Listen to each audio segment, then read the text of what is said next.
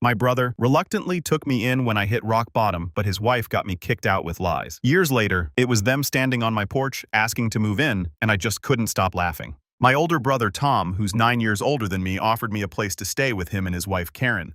At the time, I was super grateful. I mean, who wouldn't be? Rent was ridiculously high, and I wasn't making enough to even consider living on my own. Tom had this nice house with a spare room, and he told me I could stay there as long as I needed until I got back on my feet. It felt like a lifeline. So I moved in with them. It wasn't a permanent solution, but I was trying to get myself together. You know, I didn't want to be a burden or anything. So I made sure I helped out around the house as much as possible. I did the cooking, cleaning, ran errands, all that stuff. I wasn't contributing much financially at first because I could barely afford my own groceries. But I pitched in whenever I could. Like if I had some extra cash, I'd buy groceries for the house or take care of the little things they needed. I thought it was going pretty well. At first, everything seemed fine. Karen was nice enough, and Tom and I have always been close, so it felt like I was in a safe place. Karen and I weren't best friends or anything, but I didn't think there was any problem between us.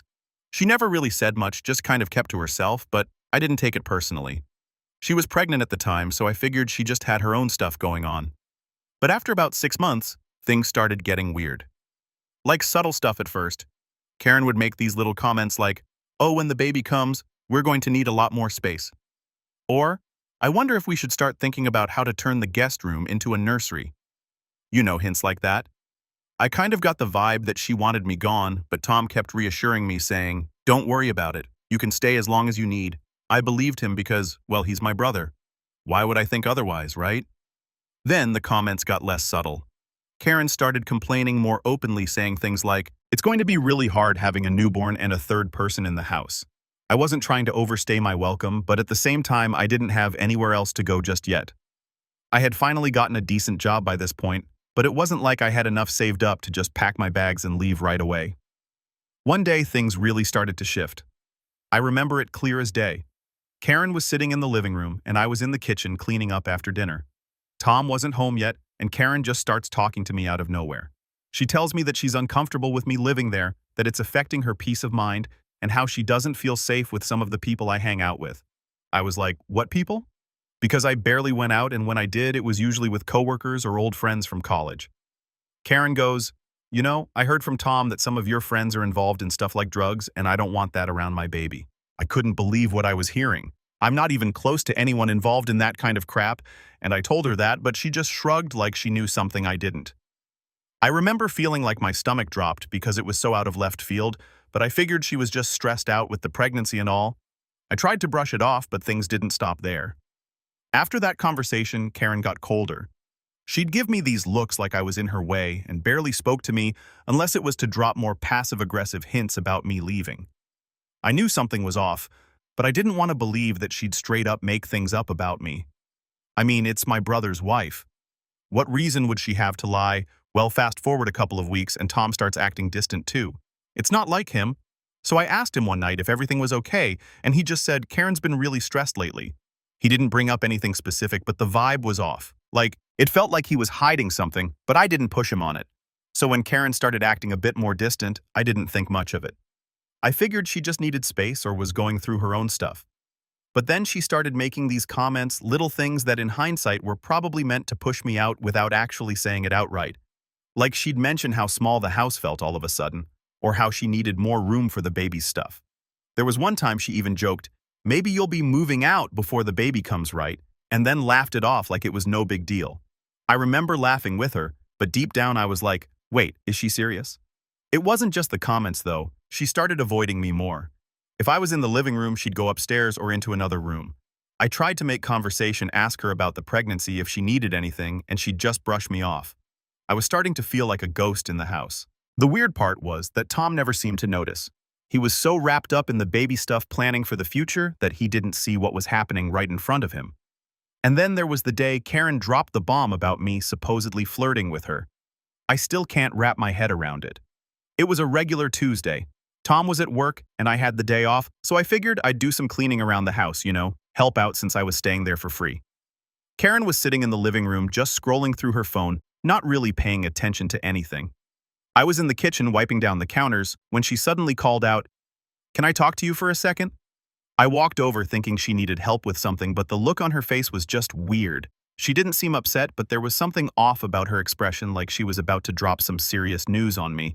So, she started fiddling with her phone. I've noticed that I don't know how to say this, but you've been acting kind of flirty with me. I literally froze. I didn't even know what to say at first because it was so out of left field. Like what? Me flirting with her, I laughed, thinking she was joking. Wait, what? Flirty with you? That's crazy, Karen. But she wasn't laughing. She just stared at me dead serious. No, I'm not kidding. Tom mentioned it to me too. He said he noticed it a while back. That's when the pit in my stomach dropped. Tom noticed it. What the hell was she even talking about? I had never, and I mean never thought of Karen that way. She was my brother's wife, for crying out loud. The idea of flirting with her was insane. Karen, I don't know what you're talking about, I said, trying to stay calm. I wouldn't. That's not. But she cut me off. Look, I'm just telling you what I feel. And honestly, it's making me uncomfortable. I don't think it's a good idea for you to be here anymore, especially with this baby coming. I felt like the room was spinning. I didn't know how to respond. How do you defend yourself against something that never even happened? I wanted to scream, but I just stood there completely blindsided. Tom said that I finally managed to ask. She nodded, but something about the way she did it felt off. Like she wasn't telling the whole story, but I didn't know what part of it was missing. The rest of that conversation is kind of a blur. Karen kept talking about how it's not personal and it's just for the safety of the family, but all I heard was that she wanted me gone. The whole flirting thing was complete BS, but I didn't know how to prove it. And the fact that she claimed Tom noticed it too, that hurt the most. My own brother thought I was hitting on his wife. It didn't make any sense. After that day, things got real tense in the house. Karen stopped talking to me altogether, and Tom acted like everything was fine. But I knew he knew something was up. I tried to talk to him about it one night, but he just brushed me off, saying Karen's been really stressed with the pregnancy. Don't take it personally. Don't take it personally. How could I not take it personally when his wife was accusing me of something so ridiculous? It got worse when Karen started telling Tom that I was involved with bad people. She told him that some of my friends were into drugs and that she didn't feel comfortable having me around the baby if I was bringing that kind of influence into their home. I barely even had friends over. I didn't have a social life because I was working and saving up to move out. But somehow, Karen had convinced Tom that I was hanging out with sketchy people. I don't know if Tom actually believed her or if he just didn't want to deal with the drama, but he started acting weird around me too. He'd come home from work and barely say a word to me, like I wasn't even there. It was obvious Karen had gotten into his head, but every time I tried to bring it up, he'd shut me down. Just give Karen some space, he'd say. She's going through a lot right now. It didn't matter what I said. Karen had already made up her mind, and she was doing everything she could to push me out. And the worst part, she was using my brother to do it. It was like watching someone build a case against you for something you didn't even do, and you're just standing there powerless to stop it. By this point, I knew I couldn't stay there much longer. I was already looking for apartments, but with the rent prices, it wasn't easy. I didn't have a lot of options, and the last thing I wanted was to end up on the streets. I was trying so hard to be patient, to not rock the boat, but deep down, I knew it was only a matter of time before Karen made her final move. And when she did, I wasn't sure if Tom would have my back or if he'd side with her. So it finally happened. I knew it was coming, but when it did, it still hit me like a ton of bricks. Karen had been building up to this for weeks, and I guess I was just holding on to hope that Tom would step in and tell her to cut the crap. But yeah, that didn't happen. I had just gotten home from work, another long day at my new job, and all I wanted to do was relax for a bit.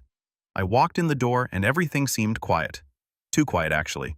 The kind of quiet that makes you feel like something's off, but you can't put your finger on it right away. I headed towards my room, and that's when I saw it. All my stuff, my clothes, books, random belongings packed up in boxes and bags, just sitting there in the hallway like trash waiting to be taken out. I stopped in my tracks.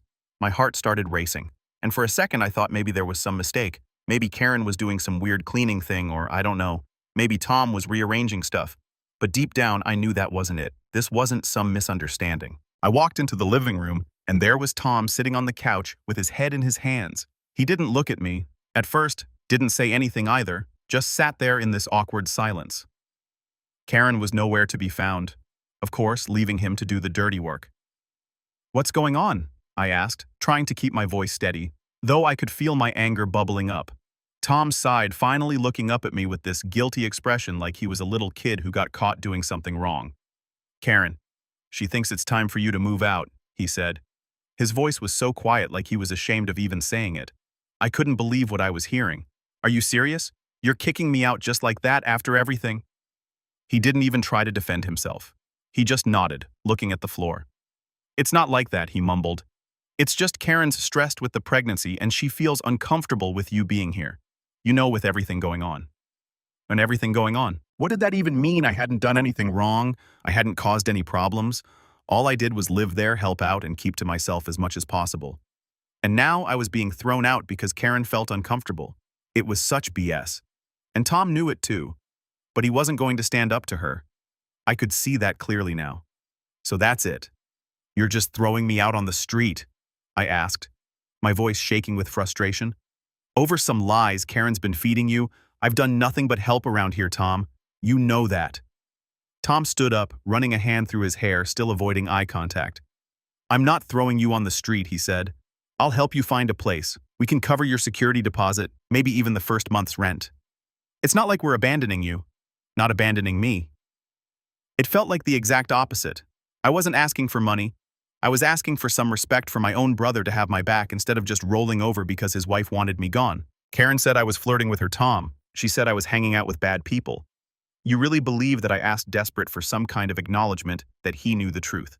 He didn't answer right away, and that silence told me everything I needed to know.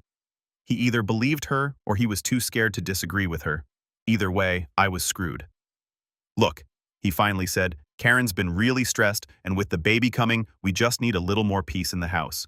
You've been great, and I appreciate everything you've done, but this is what's best for everyone. What's best for everyone? What about what's best for me? I wanted to scream, but I knew it wouldn't make a difference. Karen had made up her mind, and Tom wasn't going to fight her on it. I was being pushed out, and there was nothing I could do to change it. I stood there for a second, trying to process it all. Part of me wanted to just storm out and never look back, but I had nowhere else to go. I didn't have savings for a new place yet, and I definitely didn't have any family I could turn to, at least not after this. Tom was the only one I thought I could count on, and now that bridge was burning right in front of me. When do I have to be out? I asked, my voice flattened, defeated. Tom shifted uncomfortably. Karen was hoping by the end of the week, he said, almost like he was ashamed to even say it. The end of the week. That was 4 days away. 4 freaking days to find somewhere to live, pack up my life, and figure out how to survive on my own. Right? I muttered, shaking my head. Thanks for the heads up, I guess. I turned around, heading back to the hallway where all my stuff was piled up.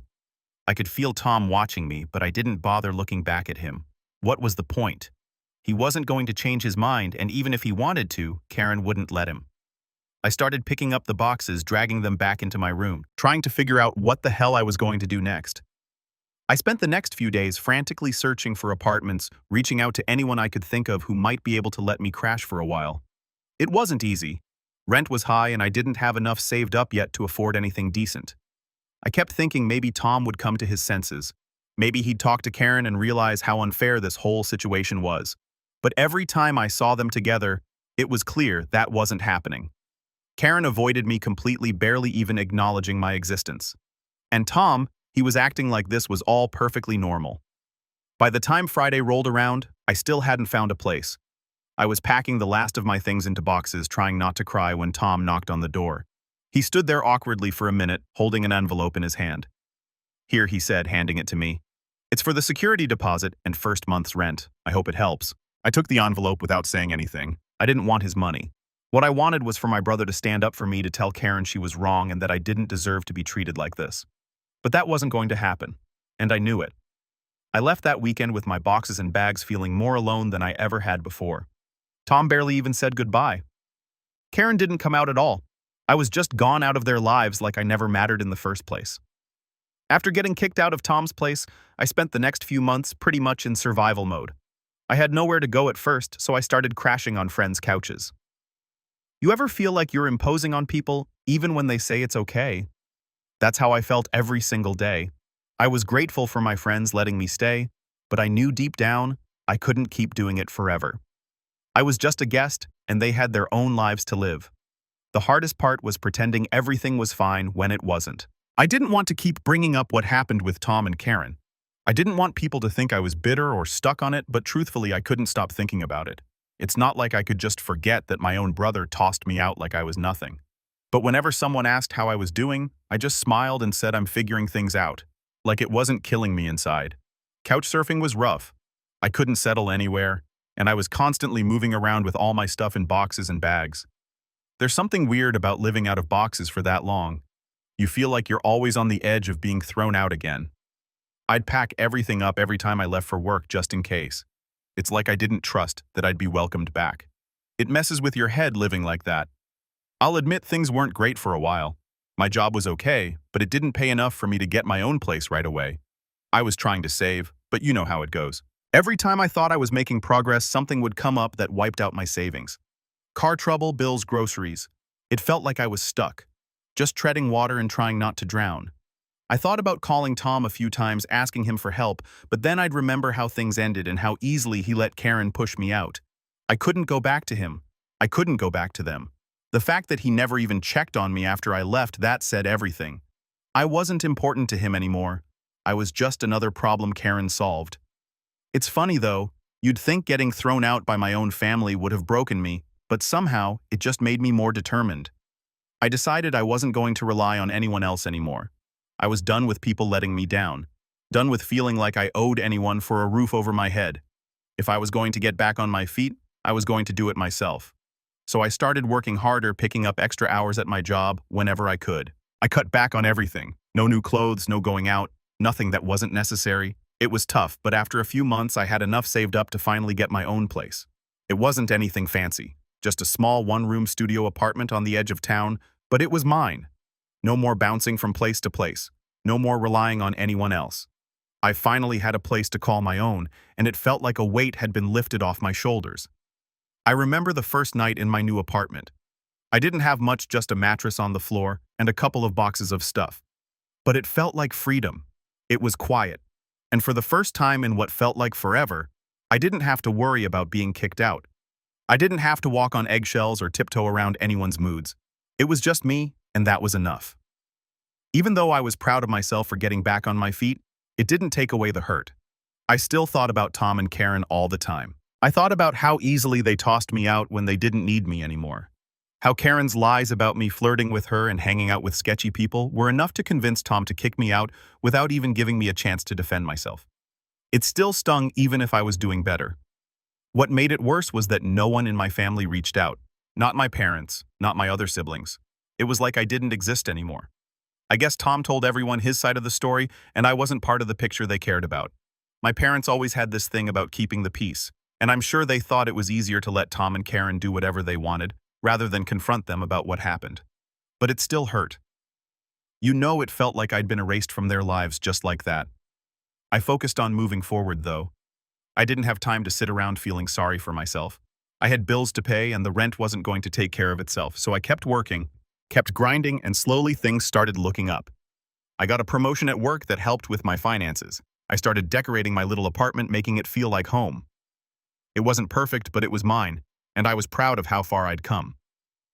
One thing I learned during all this was that you can't depend on anyone else to fix your life. No one's coming to save you, and the people you think will always have your back might be the ones who push you down the hardest. It's a tough pill to swallow, but it's the truth.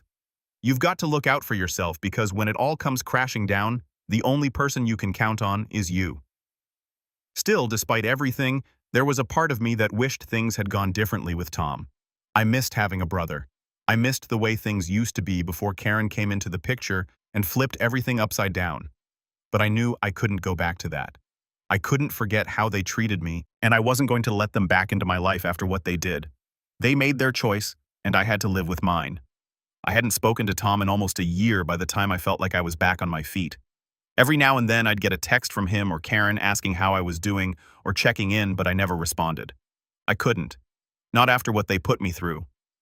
I figured they'd moved on too. They had their baby by now, and I'm sure their life was just fine without me in it. But deep down I knew something wasn't right. You don't just treat family like that and expect everything to be okay. I didn't know it at the time, but that whole situation was going to come back around eventually. And when it did, it was going to change everything. It had been about a year since I got my own place and went completely no contact with Tom and Karen. I had done everything I could to put them behind me, but it's not like you can just erase family from your mind. Every now and then, I'd think about reaching out, but then I'd remember how they tossed me out like I was nothing.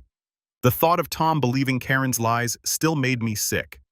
Then one day I got a call. I was sitting at my desk, half listening to a podcast when my phone started ringing. I glanced at the screen and to my surprise, it was Tom. We hadn't spoken in almost a year, so seeing his name pop up gave me a weird feeling. Part of me wanted to ignore it, let it go to voicemail, but something told me to pick up, so I did. "Hello," I answered, trying to sound neutral, not wanting to show any emotion. There was a pause on the other end, and then Tom's voice came through sounding different. He didn't sound like the confident, put-together older brother I used to know. He sounded desperate.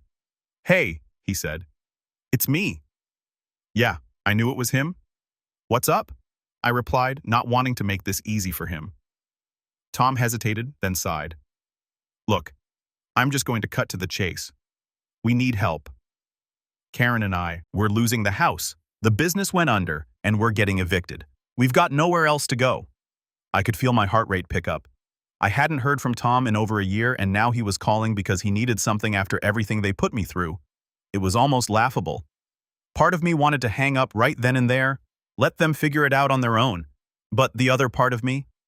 Well, it was complicated. "So what do you want from me?" I asked, trying to keep my voice steady. We were hoping he paused like he didn't even believe what he was about to say. "We were hoping you'd let us stay with you just for a few months until we get back on our feet." I couldn't believe what I was hearing. My mind raced back to that day coming home to find all my stuff packed in the hallway. The way Tom just stood there while Karen lied about me flirting with her, and now they wanted to stay with me in my apartment. I let out a short laugh, more out of disbelief than anything. "You've got to be kidding me," I said. "I know how it sounds," Tom replied quickly, like he knew how ridiculous it was. "But we've got 2 kids now. We don't have anywhere else to go. Please. We wouldn't ask if it wasn't an emergency. An emergency." So now I was supposed to forget everything and help them because they were in trouble. Where was that energy when I needed a place to stay? When Karen was throwing me out over lies and Tom just stood by and let it happen? "Tom, I don't know what to tell you," I said, keeping my voice steady. "You kicked me out when I needed help. Remember that. You and Karen didn't care then. Why should I care now?" There was a long silence on the other end of the phone, and for a moment I thought he might hang up. But then he spoke again. And this time his voice was softer, like he was finally starting to get it. "I know," he said. "I know we screwed up. Karen, she was wrong. I was wrong for not standing up for you. I should have never let that happen. I should have had your back." Hearing him admit that gave me a weird mix of satisfaction and anger. It was the apology I had been waiting for, but it also felt too late, like it didn't matter anymore. The damage was already done. "What good was an apology now after all this time?" "I needed you, Tom," I said, my voice starting to crack. "I needed my brother, and you let her lie about me. You let her make me out to be some kind of freak, like I was flirting with her. You believed her over me." "I know," he whispered. "I'm sorry, I really am. But right now, we're desperate. We don't have anyone else to turn to. I'm asking you as your brother. Please, can we stay with you?" I sat there, the phone pressed to my ear, trying to figure out what to say. A part of me wanted to tell him to shove it, to let him deal with the consequences of his choices. But another part of me, maybe the part that still cared about family despite everything, was torn. I'd been through hell when they kicked me out. But did that mean I had to kick them when they were down too? Was it my responsibility to be the bigger person here? "I need some time to think about it," I finally said, my voice tight. "I understand," Tom replied, sounding relieved that I hadn't slammed the door in his face just yet. "Take as much time as you need. I'm really sorry for everything, and I hope you can find it in your heart to forgive me." After we hung up, I just sat there for a while staring at my phone. Part of me wanted to laugh at the irony of the situation. They threw me out without a second thought, and now they were begging me for a place to stay. It felt like some kind of twisted karmic joke. But the truth was, I didn't know what to do. I didn't want to be that person who holds grudges forever. But at the same time, I didn't want to be walked all over again. If I let them stay, would it just be another situation where they take advantage of me, or would this be the moment where we all finally grew up and moved past what happened? I thought about it for days. My phone kept buzzing with texts from Tom reminding me that they didn't have much time left before they had to move out of their house. My parents even got involved, sending me guilt-trippy messages about how family sticks together and how I should let bygones be bygones. But it wasn't that simple. Family sticking together only works when both sides actually give a damn about each other. And for a long time, it felt like I was the only one who cared. Update 1. I sat with the phone in my hand, staring at it like it was going to give me some kind of magical answer. After days of thinking about it, I had finally called Tom back. He didn't pick up right away, so I left him a message telling him I had made my decision and that he could call me back whenever he got the chance. Part of me felt like a huge weight had been lifted, but the other part was just anxious. Like whatever was going to happen next would either be a huge mess or something that changed everything between us for good. I wasn't sure which way it was going to go, but I had to stick with my choice. About an hour later, Tom called me back. His voice sounded tense, like he had been holding his breath since I left the message. "So what's your decision?" he asked, not even bothering with small talk. I took a deep breath. "Look, Tom, I thought about it a lot. I started trying to keep calm, even though I felt like my heart was going to pound out of my chest. And I can't let you and Karen stay with me." There was silence on the other end, like he wasn't sure he heard me right. "Wait, what? You're serious?" he finally said, sounding more shocked than angry. "After everything, you're really going to turn us away?" After everything, I shot back, feeling my voice get sharper. "You mean after you kicked me out of your house with no warning based on lies Karen made up?" "You threw me out, Tom. I had nowhere to go." "So yeah, I'm serious." I could hear him breathing on the other end like he was trying to figure out how to respond without blowing up. "I told you I was sorry for that. We were under a lot of stress. Karen was pregnant and things were just complicated." Complicated, I repeated, my frustration boiling over. "You believed lies about me flirting with your wife and hanging out with drug dealers. You didn't even give me a chance to defend myself. And now, because things are bad for you, I'm supposed to just forget about all that. I'm not asking you to forget." Tom said, his voice more desperate now. "I'm asking you to help us. We've got kids now. This isn't just about me or Karen. We're your family." I felt a pang of guilt at that, but I wasn't going to back down. Not after everything I'd been through. "Family. You weren't thinking about family when you threw me out. You weren't thinking about family when you let Karen lie about me. I had to figure it out on my own, Tom. Now, it's your turn." There was another long pause. I could hear the frustration in his breathing again, but this time he didn't argue. He knew I was right. "Look," I continued, softening my tone just a little. "I'm not saying I don't care, but I can't let you stay with me. I've worked hard to rebuild my life, and I'm finally in a good place. I can't let you and Karen come in and mess that up again. You understand that, right?" "Yeah," Tom muttered. "I get it." It wasn't the answer he wanted, but I wasn't going to budge. I wasn't about to let him guilt trip me into giving in. I'd come too far for that. "I'll help in other ways." I offered, feeling like I had to throw him something. "I'll help you find resources or places you can stay, but my home, that's off limits." There was a long silence on the other end, and for a second I thought Tom had hung up. But then he sighed long and deep, like he was finally accepting it. "Okay," he said, his voice quieter now. "I understand. I'm not happy about it, but I understand."